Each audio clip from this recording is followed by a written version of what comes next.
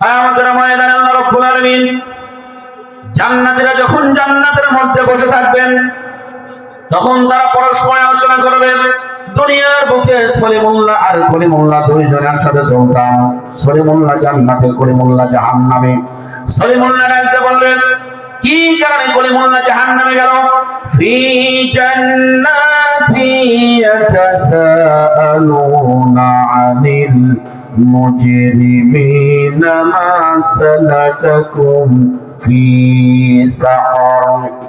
আল্লাহ রাব্বুল আলামিন সূরা মুদ্দাসসির 40 নম্বর আয়াতের মধ্যে জানাই দিলেন, এরা পরস্পর আলোচনা করতে থাকবে, কলিমুল্লাহ কেন জাহান্নামে চলে গেল, জান্নাতের মধ্যে কেন গেল না? একই সাথে মাহফিলে গিয়েছিলাম, একই সাথে 4 স্থানে ছিলাম, কিন্তু কলিমুল্লাহ কেন জাহান্নামে চলে গেল? এবার ডাকতে বললেন, কলিমুল্লাহ বললেন, মা সালাকাকুম ফি সাকার ক্বালু লাম নাকু মিনাল মুসাল্লিন। কি কারণে জাহান্নামের মধ্যে গেল? সাকার, জাহান্নামের স্তর হলো 7টি। জাহান্নামের স্তর 7টি, এর মধ্যে একটা হলো সাকার নামক জাহান্নাম। এই জাহান্নামের মধ্যে কেন গেল? তারা বলল লাম নাকু মিনাল মুসাল্লিন, আমরা মুসল্লি ছিলাম না, আমরা নামাজ পড়তাম না। নামাজ না পড়ার কারণে জাহান্নামে যেতে হবে। নামাজ না পড়ার কারণে কোথায়? জাহান্নামে যেতে হবে। আমাদের দেশের মানুষ আবার অত্যন্ত চালাক। হুজুর, আমরা হলাম সপ্তাহে মুসল্লি, সাপ্তাহিক মুসল্লি, শুক্র আলী মুসল্লি, প্রত্যেক শুক্রবারে মসজিদে যায়। আচ্ছা, নামাজ কি শুধু শুক্রবারে না 5 ওয়াক্ত? জোরে বলেন, কয় ওয়াক্ত? 5 ওয়াক্ত। আমরা যারা এখানে এই কথাগুলো শুনছি, এতদিন পর্যন্ত যদি না শুনে থাকি, তাহলে আজকে শুনে গেলাম, নামাজ ছাড়া যাবে? আরো জোরে বলেন, নামাজ ছাড়া যাবে? হ্যাঁ, আগামী কাল থেকে 4 ওয়াক্ত নামাজ পড়বেন। কে কে একটু হাত তোলেন তো। 4 ওয়াক্ত পড়বেন? হ্যাঁ। এবার বলেন তো, 5 ওয়াক্ত কে কে পড়বেন? 5 ওয়াক্ত। দেখেন তো, হাত তোলেন কে কে, আসলে দেখেন তো, আছে কেউ? আছে? একটু খুঁজে দেখেন তো। 5 ওয়াক্ত বলেন, আগামী কাল থেকে 5 ওয়াক্ত নামাজ পড়বো ইনশাআল্লাহ। জোরে বলেন, 5 ওয়াক্ত নামাজ পড়বো ঘরের মধ্যে। জোরে বলেন, কোথায়? আগামী কাল থেকে 5 ওয়াক্ত নামাজ জামাতের সাথে মসজিদে পড়বো ইনশাআল্লাহ। আল্লাহ কবুল করুন। 5 ওয়াক্ত নামাজ এটা যদি না পড়ি, আপনার কবরে কি কোনোদিন মনের বলে আমি যাব? জোরে বলেন, মনের বলে যাব না। নামাজ না পড়লে কি পরিমাণ শাস্তি, বিশাল বিস্তারিত আলোচনা আছে।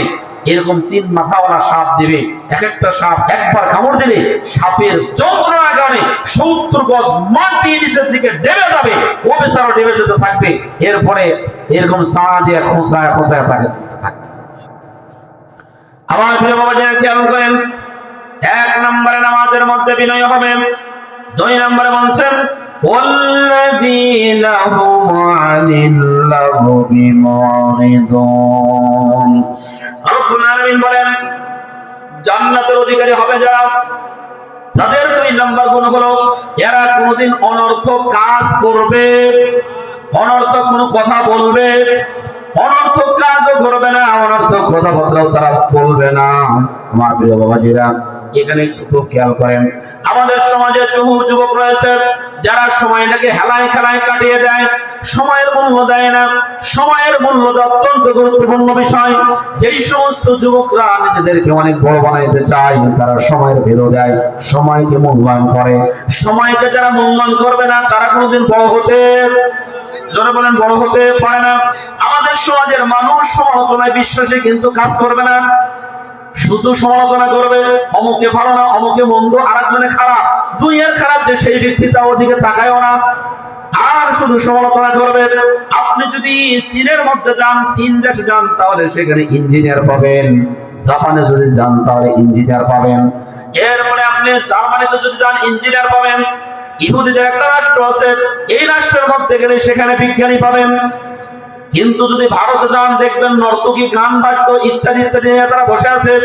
আর বাংলার জমিনে যদি যান, তাহলে দেখবেন শুধু সমালোচনা নিয়ে ব্যস্ত আছে। কথাখান ঠিক না বেঠিক? কেন ভাই তুমি সমালোচনা কেন করবে? 4টা কারণে মানুষ জাহান্নামে যাবে। তার মধ্যে একটা হলো কুন্না নাখুদু মাআল খাইদিন, যারা সমালোচনা করবে তারা আল্লাহর জাহান্নামে চলে যাবে। ও যুবক, আর কিনা?